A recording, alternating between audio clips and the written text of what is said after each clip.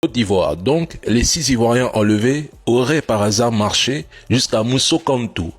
Je rappelle que la ligne noire, c'est bien la frontière qui sépare les deux pays, Côte d'Ivoire-Burkina.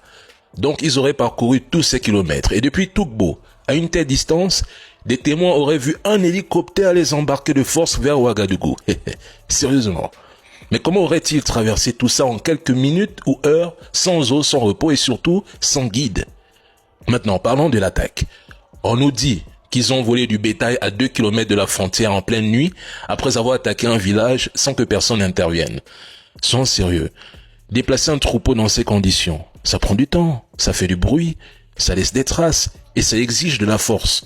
Pourtant, selon la presse qu'ils vénèrent, les assaillants auraient disparu avant l'arrivée des soldats. Donc, à moins que ce soit des habitués du terrain, qui connaissent la zone et savent marcher de nuit, comment un VDP aurait pu guider un troupeau dans l'obscurité, sous la pression d'une attaque, sans qu'il ne se fasse arrêter ou filmer par les habitants?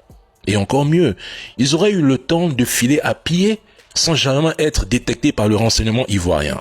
Ou alors s'ils étaient en véhicule, admettons, il fallait d'abord charger le bétail, ce qui prend un sérieux temps. Comment auraient-ils réussi tout ça si la Côte d'Ivoire dispose réellement d'un service de renseignement compétent?